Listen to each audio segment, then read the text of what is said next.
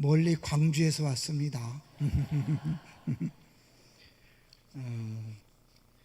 왜 외부 강사를 안 쓰냐 그랬더니 설교 시간이 짧은데 외부 강사를 쓸 수가 없다 그래서 제가 안 왔어요. 제가 오늘 교사들 특송하는 걸 가만히 보니까요, 두 가지 특징이 있었어요. 하나는 새로운 교사가 한 명이었다는 거. 알죠?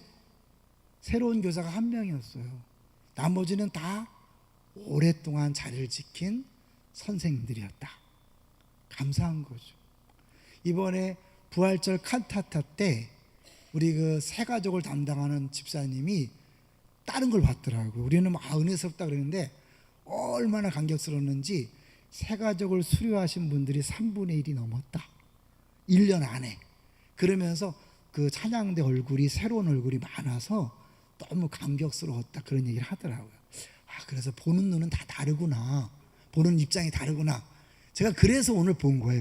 교사 중에 새로운 얼굴이 누가 있나 하더니 한 명 있더라고요. 그러면서 교사가 진짜 어렵긴 어렵구나. 새로운 교사들이 감히 헌신을 못하는구나. 근데 저도 알아요.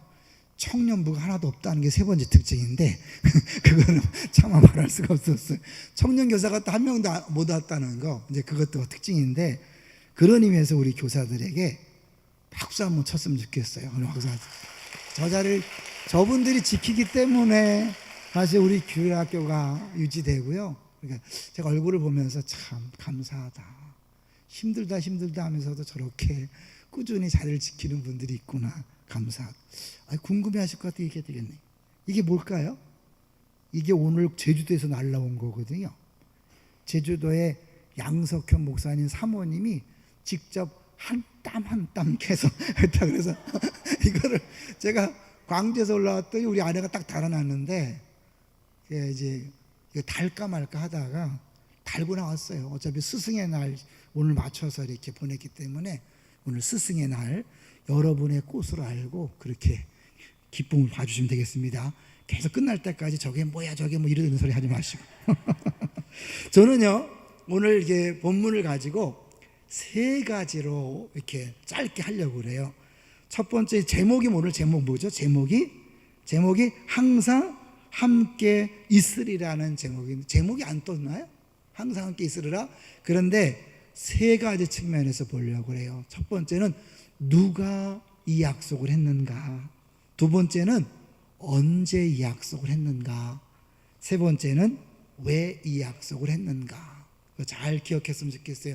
누가 했습니까? 누가 했죠? 예수님이 했죠. 근데 예수님이 어떤 예수님이 했는가? 오늘 우리 18절 너무나 잘 아는 말씀이지만 누가 했냐는 것을 한번 관심 갖게 봤으면 좋겠습니다. 18절 시작. 예수께서 나와 말씀하여 이르시되 하늘과 땅의 모든 권세를 내게 주셨으니, 예수님이 모든 권세를 다 받으신 다음에 그렇게 명령하신 내용이에요. 약속하신 내용이에요. 이게 왜 중요하냐면 마태복음 4장에 가보시면 사단이 예수님을 시험할 때 뭐라고 시험합니까? 네가 만약 나에게 절하면 세상 모든 권세를 다 주겠다. 결국 그때만 해도 세상 모든 권세를 누가 쥐고 있었다는 거예요? 마귀가 쥐고 있었다 그래도 과언은 아니죠. 그런데 오늘 28장에서는 예수님께서 분명히 선포하는 거예요. 하늘과 땅의 모든 권세를 내게 주셨다. 내가 쟁취한 게 아니라 하나님이 주셔서 받았다는 거예요. 그래서 내게 주셨으니라는 말보다는 내게 주어졌다, 내가 수여받았다라고 하는 것이 더 옳은 번역이겠죠. 자, 이렇게 하늘과 땅의 모든 권세를 다 가지신 분이 우리에게 말씀하신 내용이에요. 뭐라고 말씀했지요? 19절을 볼까요? 이거 갑자기 또 안 들리네요. 갑자기 목통이 되네요. 19절 시작. 그러므로 너희는 가서 모든 민족을 제자로 삼아 아버지와 아들과 성령의 이름으로 세례를 베풀고, 20절도 계속할게요. 내가 너희에게 분부한 모든 것을 가르쳐 지키게 하라. 볼지어다 내가 세상 끝날까지 너희와 항상 함께 있으리라 하시니라. 모든 권세를 주신 분이 명령했다면 어떻게 해요? 당연히 순종해야 되는 거예요. 모든 권세를 주신 분이 명령했는데 순종하지 않는다면 큰일 나는 거죠. 그래서 사실 이 명령, 모든 제자를 삼으라는 명령은 누구에게 한 걸까요? 단순히 12명에게만 한 걸까요? 아니에요. 예수 믿는 모든 사람에게 다 한 거예요. 그래서 예수 믿는 모든 사람은 전도와 양육에 마땅한 사명이 있는 거예요. 믿습니까? 그런 의미에서 교사들은 이 전도와 양육의 명령을 이미 순종하고 있다는 거죠. 그 감사할 일인 거예요. 왜냐하면 주님의 이 어마어마한 명령을 이미 내가 수행하고 있잖아. 이걸 내가 지금 감당하고 있잖아요. 이게 최고의 복인 줄로 믿습니다. 그러니까 여러분 오늘 말씀을 근거로 여러분이 위로를 받으시기를 주의 이름으로 축원합니다. 왜? 모든 권세를 주신 분이 명령했는데 만약 그대로 순종하지 않는다면 그것은 어마어마한 불복종의 죄를 짓는 거죠. 그래서 성경에서는 예수 믿는 사람들을 다 영적 군사라고 그래요. 영적 군사는 뭐예요? 자기를 위해 사는 사람이 아니에요. 다 대장 대신 예수 그리스도를 위해 살아야 돼요. 믿습니까? 근데 그 예수님 명령한 게 뭐냐면 가서 모든 족속으로 제자를 삼으라는 거잖아요. 그러니까 모든 사람들이 이 명령을 따라야 되는데 우리 잘 못하잖아요. 그런데 우리 선생님들은, 우리 주력 교사들은 이 일들을 지금 내가 하고 있다. 그런 면에서 잘하고 못하고를 떠나서 순종하는 자리에 있게 된 것을 축하드리고 감사하시기를 주의 이름으로 축원합니다. 그러니까 여러분 남들이 몰라준다고 그것 때문에 힘들어하지 말고 아 주님이 나에게 특권을 줬구나 감사하다 이렇게 되는 거죠. 여러분 목사가 목회를 하면서요 남들이 몰라준다고 나 목사 안 해 그럴까요? 아니에요. 목사는 원래 그렇게 몰라줘도 가는 게 목사예요. 전에 한번 어디서 얘기했지만 투수는 뭐 하는 사람이에요? 투수? 얻어맞는 직업이래요. 왜냐하면 투수가 한 대도 안 맞을 수 없잖아요. 그죠? 이 무슨 말인지 알죠? 이 공을 던질 때 타자들이 쳐야 되잖아요. 그러니까 반드시 홈런도 맞고 안타도 맞는 직업이 투수예요. 근데 한 대 맞았다고? 나 안 해. 왜 이렇게 못 던지냐? 그런 소리 들었다고 나 포기할래? 그런 게 아니잖아요. 때로는 이 목사가 되고 교사 된 것이 힘들고 어려워요. 그걸 알아주지 않고 외로운 길이에요. 그러나 그것 때문에 우리가 포기하는 게 아니라 오히려 하나님이 이 엄청난 사역에 부르신 것에 대하여 감사하고 감격하시기를 주의 이름으로 축원합니다. 두 번째는요. 언제 하셨냐는 거예요. 언제 하셨죠? 예수님이 승천하시기 직전에 하신 거죠. 그러니까 이게 굉장히 중요한 거예요. 예수님이 승천하시면 이 땅에 이제 누구만 남는 거예요? 제자들만 남는 거예요. 예수님이 이 땅에 오셔서 전도와 양육일에 집중했는데 예수님은 하나님 우편에 앉아 계시고 이제 예수님의 몸으로서 우리들이 예수님이 하신 일을 하셔야 돼요. 동의하십니까? 그러니까 결국 예수님은 본인이 다 하실 수 있지만 본인이 하는 게 아니라 우리에게 그 예수님이 하시던 일을 맡기신 거죠. 그 어마어마한 일, 하늘 보좌를 버리시고 이 땅에 오셔서 인류를 구원하시는 그 일, 하늘 보좌를 포기할 만큼 중요한 일, 모든 것을 다 내려놔야 할 만큼 중요한 일, 그것을 하나님이 이제 예수님이 직접 하시는 게 아니라 우리들에게 맡겨줬다는 거예요. 어마어마한 일이죠. 우리가 성급 시간 때마다 계속해서 읽는 말씀 기억하시죠? 아버지가 나를 보내신 것 같이 나도 너희를 보내노라. 어마어마한 일을 하시는 거예요. 그러니까 우리가 일을 할 때 감사로 감격으로 하는 게 제일 먼저예요. 그래서 늘 내가 구원받은 것만도 감사한데 어떻게 내가 이 일을 맡았나. 하나님께서 피로 값주고 사신 이 어린 양들을 맡겨주신 것에 대하여 감사와 감격하고, 그래서 힘들고 어렵지만 그럼에도 불구하고 충성되 여겨서 맡기신 것에 대하여 감사하는 그런 은혜가 있어야 되죠. 그럼 특별히 이제 이걸 언제까지 해야 될까요? 그러면 이게 승천하실 때 주셨으니까 언제까지 해야 돼요? 주님 다시 오시는 그날까지.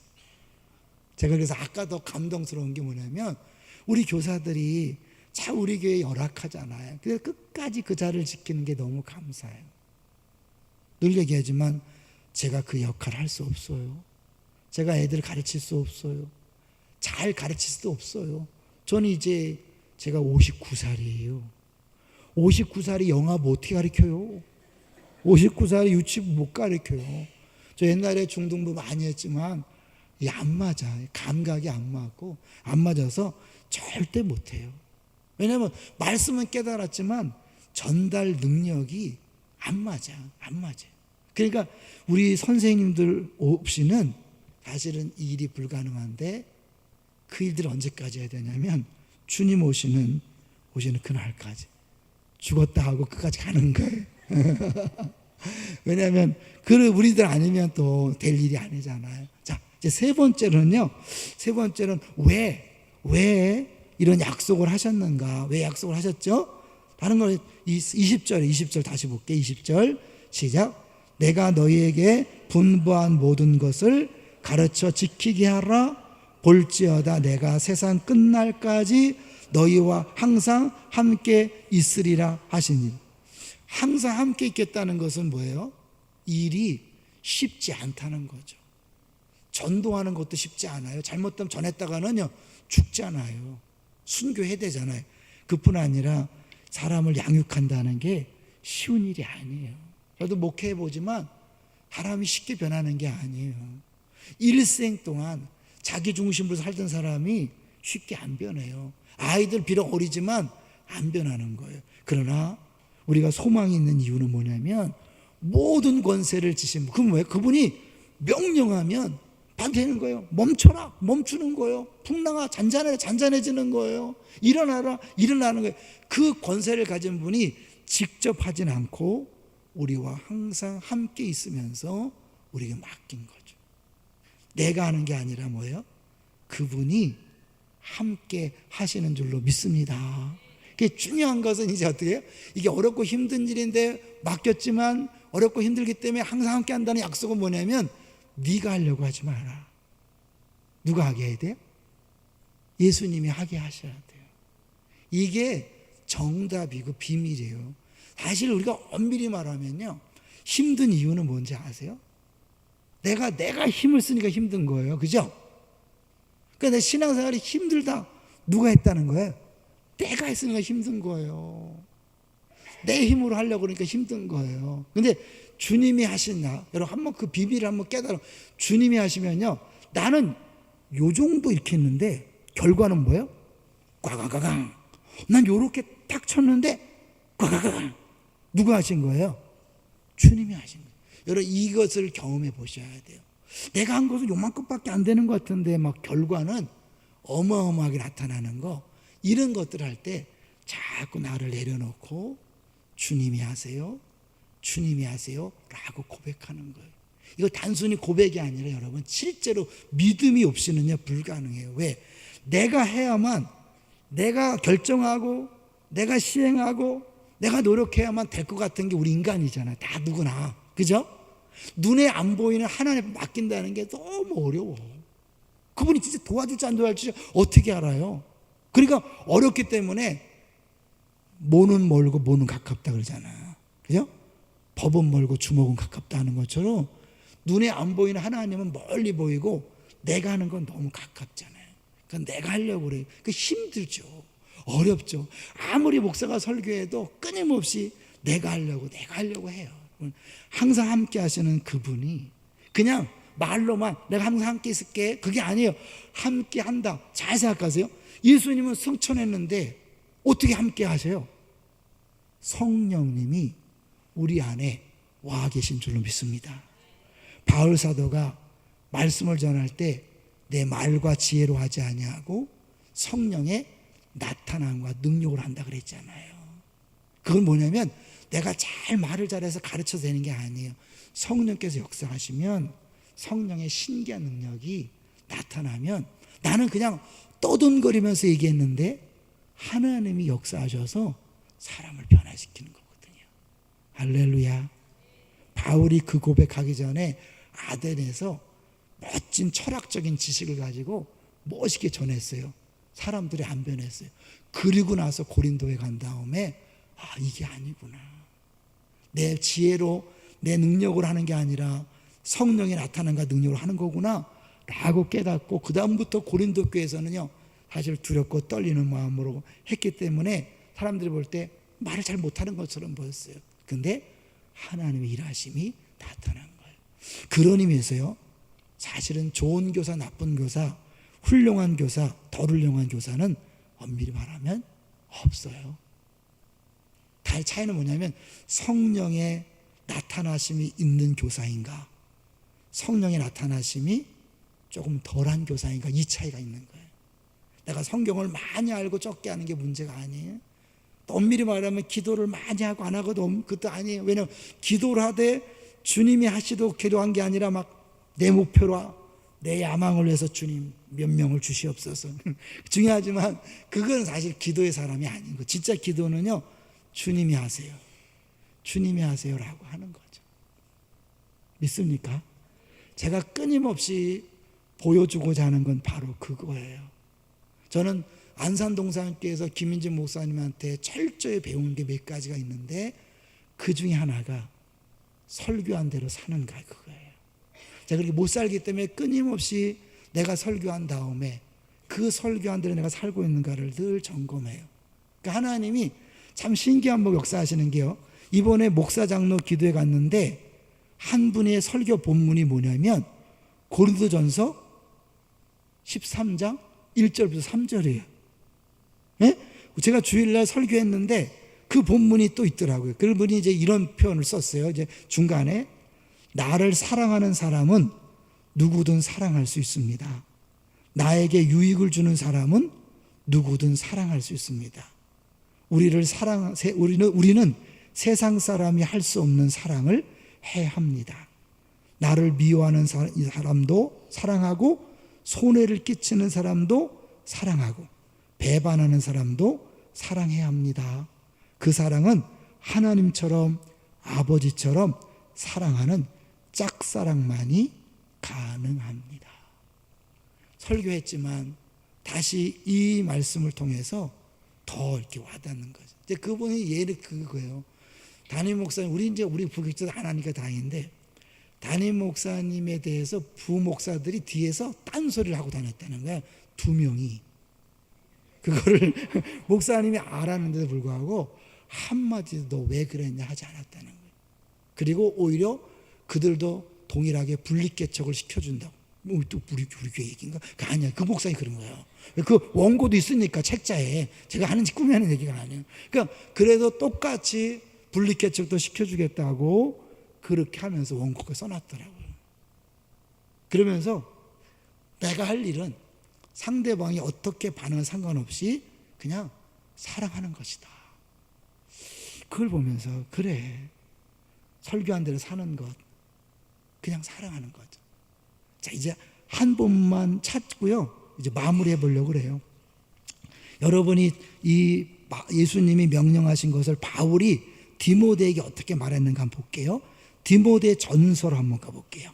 디모데 전서 4장 6절에서 이제 16절까지인데요. 다 안 읽을 거예요. 디모데 전서 4장 6절부터 16절을 여러분이 개인적으로 자주 읽어보세요. 특히 선생님들은 자주 읽어보세요. 4장 6절부터 16절의 핵심 내용은 뭐냐면 네가 잘 가르쳐야 된다. 근데 가르치는데 제일 중요한 것은 우리 오늘 장로님도 기도했지만 본이 되는 거예요. 자, 볼까요? 12절을 보세요. 11절까지 이것들을 명하고 잘 가르치라. 그런 다음에 12절 4장 12절 찾으셨죠? 시작. 누구든지 내 연소함을 업신여기지 못하게 하고 오직 말과 행실과 사랑과 믿음과 정절에 있어서 믿는 자에게 본이 돼요. 가르치기만 하면 안 되고 본이 돼야 되는 거예요. 아이들은 내 말을 보고 변하는 게 아니라 그렇게 사는 모습을 보고 달라지는 거죠. 알잖아요. 담배 피는 아버지가 애들한테 담배 피지 말라고 가르치면 담배 필까 안 필까요? 더 피죠. 지는 피면서 왜 피지 말라 그래? 돈이 아까워서 그런가? 그럼 더 피죠. 그래서 내가 말씀을 가르치려면 제일 중요한 게 뭐냐면 내가 그 말씀대로 사는 거예요. 그리고 그 사는 게 너무 행복하고 좋고 자유하다는 것을 보여줄 때, 아, 그렇구나. 세상 사람처럼 사는 것이 아니라 말씀대로 사는 게 행복이구나 라는 것들을 하는 거죠. 여러분, 100마디 말보다는 하나의 본이 되는 행동이 더 중요합니다. 인정하시죠? 그러니까 끊임없이 여러분이 자신에 대하여 그렇게 해야 돼요. 그래서 15절을 볼까요? 15절 시작. 이 모든 일에 전심전력하여 너의 성숙함을 모든 사람에게 나타나게 하라. 선생님이 1년 전과 1년 후가 다른 모습이 나타나야 돼요. 신앙적으로 우리 선생님 달라졌다 보여줘야 돼요. 그런데 많은 경우에 교회 앞장선 일꾼들은 왕년 얘기 많이 하잖아. 나 옛날에 뜨거웠어요. 옛날에 열심히 했었어요. 그건 가짜 신앙이에요. 왜냐하면 신앙은 생명력이 있다면요 거꾸로 가지 않아요.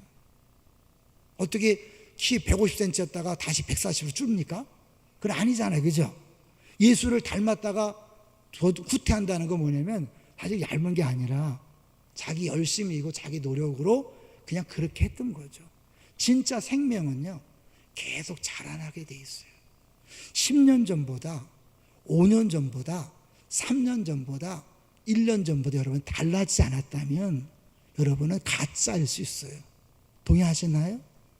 왜냐하면 내 자신이 그렇게 변화되지 않는 말씀을 어떻게 가르쳐요? 거짓말하는 거죠.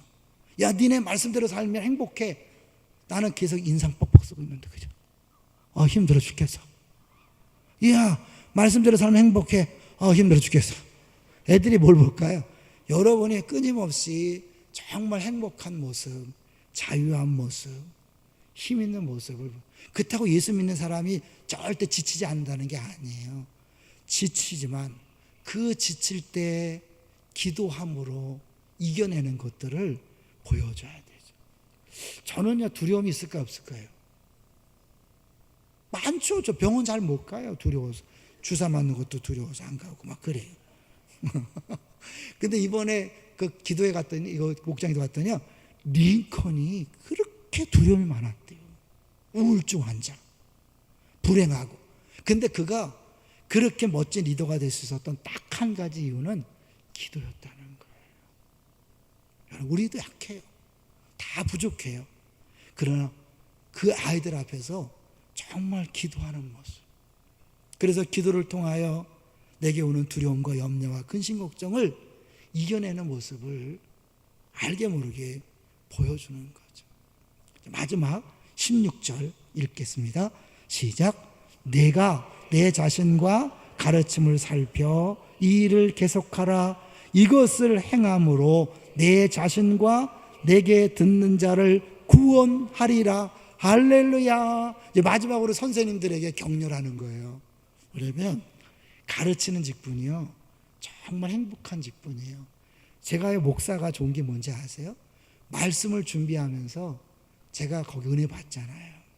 깨달음 있잖아요. 이거구나. 정말 저는 제가 결정적으로 변한 게 몇 번 있었다 그랬잖아요. 이 한 번씩 톡톡 변하면서 보는 눈이 달라져요.